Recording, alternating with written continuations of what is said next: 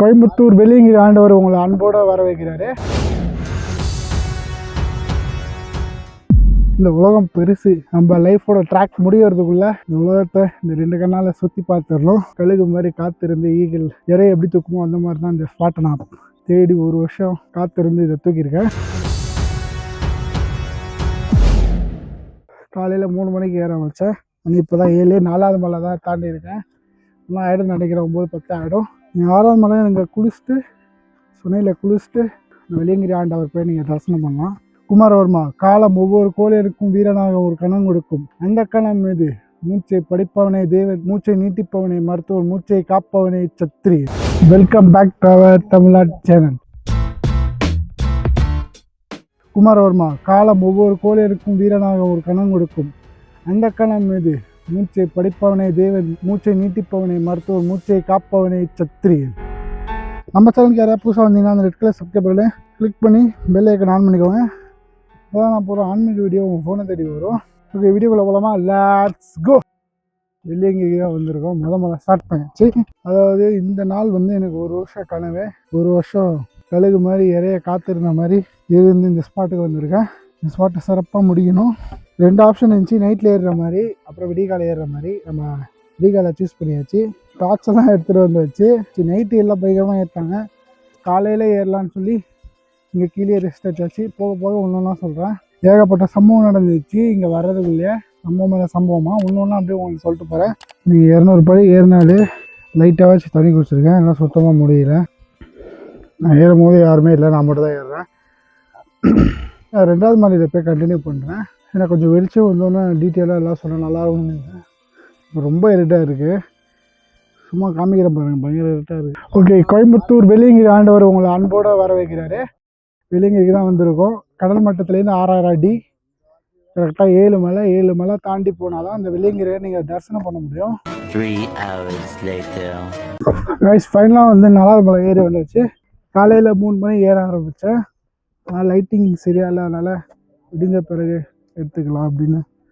First மலை பயங்கர tough கொடுக்கும், உங்களை சோதிக்கும். அதை கடந்து வந்துட்டிங்கன்னா 2வது மலை லைட்டாக சோதிக்கும். அதுக்கப்புறம் போக போக ஈஸியாகிடும்.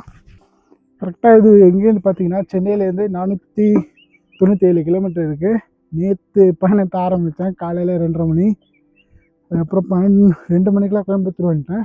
கோயம்புத்தூர் காந்திபுரம் பஸ் ஸ்டாண்ட் அங்கேருந்து பூண்டி அடிவாரம் அங்கேருந்து ஆட்டோவில் வந்துட்டேன். கழுகு மாதிரி காத்திருந்து ஈகிள் இறைய எப்படி தூக்குமோ அந்த மாதிரி தான் இந்த ஸ்பாட்டை நான் தேடி 1 வருஷம் காத்திருந்து இதை தூக்கியிருக்கேன். சம்பவம் மேலே சம்பவம்லாம் நடந்துருச்சு. அந்த சம்பவத்தால் போக முடியாமல் ஆகிப்போச்சு. அதெல்லாம் தடங்கள்லாம் தாண்டி உடச்சிட்டு வந்தாச்சு. அது என்ன சம்பவம்னு மேலே போய்ட்டு அவரை பார்த்துட்டு அதுக்கப்புறம் உங்களுக்கு சொல்கிறேன். அது ஒரு சர்ப்ரைஸாகவே இருக்கட்டும். காலையில் 3 மணிக்கு ஏற வச்சேன். இப்போ தான் 7, 4வது மலை தான் தாண்டி இருக்கேன். இன்னும் ஆகிடும் நினைக்கிறேன், 9, 10 ஆகிடும். 6வது மலை நீங்கள் குளிச்சுட்டு சுனையில் குளிச்சுட்டு வெள்ளியங்கிரி ஆண்டவர் போய் நீங்கள் தரிசனம் பண்ணலாம். கீழே பார்த்தீங்கன்னா பூண்டி விநாயகர் இருக்கார், வெள்ளியங்கிரி ஆண்டவர் இருக்கார், மன்னோன் மணி அம்மன் 3 பேர் இருக்காங்க. அங்கே நீங்கள் தரிசனம் பண்ணிட்டு பயணத்தை ஆரம்பிக்கலாம். நம்ம பயணம் நேற்று காலையில் ஆரம்பிச்சிச்சு, இன்னும் முடியல. அங்கேயே அன்னதானம் போடுறாங்க. 24 ஹவர்ஸும் சுற்றி போடுறாங்க. சென்னை சில்க்ஸ் அவங்க இந்த 3 மாதம் ஓப்பனிங்கில் அவங்க தான் ஃபுல்லாக அன்னதானம் போடுறாங்க. அங்கே நீங்கள் சாப்பிட்டு அங்கேயே ரெஸ்ட் எடுத்துகிட்டு அடுத்த நாள் காலையில் வண்டிக்கு கோயம்புத்தூர் ஜங்ஷன் போயிட்டீங்கன்னா அங்கேருந்து நீங்கள் போயிடலாம். எந்த ஒரு நாளும் சாமியை பார்த்துட்டு அப்படியே ஈவினிங் ஆஃப்டர்நூன் மேலே இறங்க ஆரம்பித்தா ஈவினிங்கில் இறங்கிட்டு அங்கே கீழே எப்போவுமே ஹாப்பினஸ்ஸை மற்றவங்கள்ட்ட தேடாதீங்க, இன்னும் பாதிக்கப்பட்டுருவீங்க. ஹாப்பினஸ்ஸை உங்களுக்குள்ளே தேடுங்க. அப்போ தான் யார் போனாலும் ஹாப்பினஸ் உங்கள் கூட இருக்கும். ஆனால் அங்கே போய் சுனையில் குளிச்சுட்டு 7வது மலை ஆரம்பித்தேன். அந்த சுனையில் குளிச்சுட்டு 7வது மலை ஃப்ரெஷ்ஷாக ஆரம்பிக்கலாம். சரி, துணை அப்படின்னு இறங்க ஆரம்பிச்சாச்சு. தனியாக டிக்கெட் போட்டு வந்துடலான்னு சொல்லி.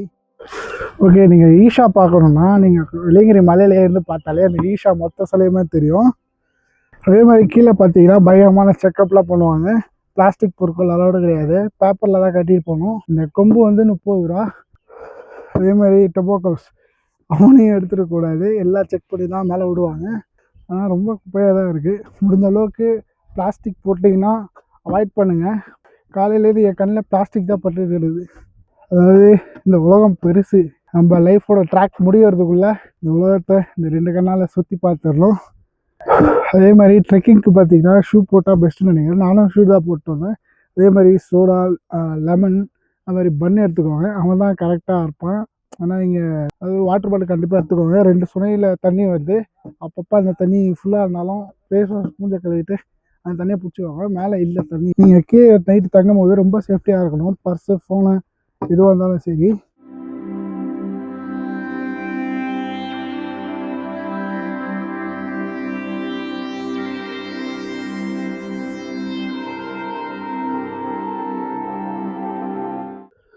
இப்போ பரவாயில்ல, வெயில் எதுவும் தெரியல, குளிராக தான் இருக்குது. இறங்கும் போது தான் என்னன்னு தெரியல. அதாவது ஏறும்போது ஏறிடலாம். ஏன்னா எப்படின்னா ஏறும்போது ஏறிடும், இறங்கும் போது கஷ்டமாக இருக்கும். அதே ஆப்போசிட் வந்து நம்ம ஏறும்போது ஏறிடலாம், இறங்கும் போது தான் நம்ம கஷ்டமாக இருக்கும். அதே மாதிரி பார்த்தீங்கன்னா இங்கே லேடிஸ்க்கு அளவு கிடையாது, ஜென்ஸுக்கு மட்டும்தான். ஏஜ் கணக்கு இருக்குது. நானும் காலையிலேருந்தே ஏறிட்டு இருக்கேன். ஏறி காலெலாம் மரமட்டு போச்சு. ஓகே, ஃபைனலாக குளிச்சாச்சு, ஃப்ரெஷ் ஆகிடுச்சு. ஒரு காஃபி 30 ரூபா, ஒரு பஜ்ஜி 20 ரூபா சாப்பிட்டு பயணத்தை ஆரம்பிக்க வேண்டியது தான்.